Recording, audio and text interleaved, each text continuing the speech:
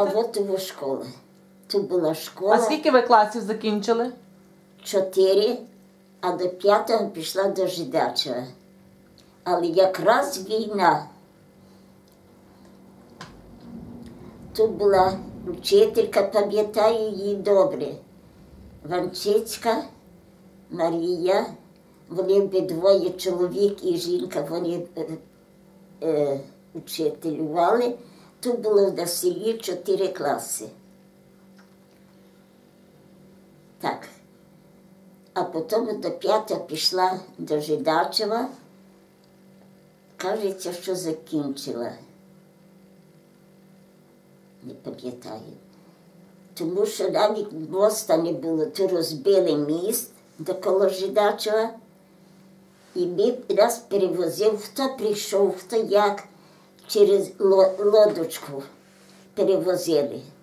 Або йшли, ну, з села люди, тому вже коли був колгосп, так, то йшли геть аж на Заріччя.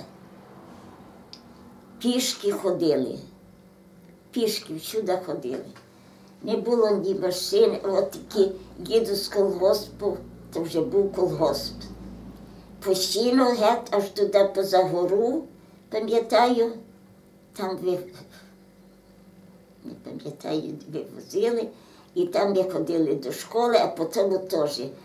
Але, до школи 5-го класу ходила проти воєнкомата та стара школа, що тепер вона там нічого нема в неї. От там ходили. А в 5-му класі, ну то закінчила 4 класи.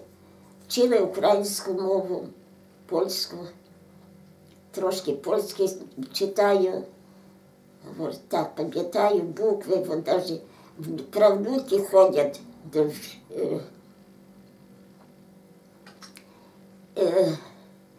до польська мова тут є десь коло костела, чи хтось трошки займає, то вони приходять, то я їм говорю по-польськи.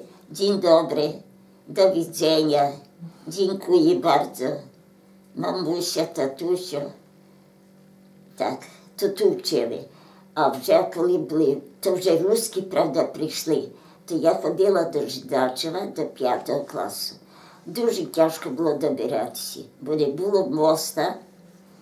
Дуже тяжко. І все пішки. По дорозі, а більше переходили через Пасовисько, туди до моста. Ну так.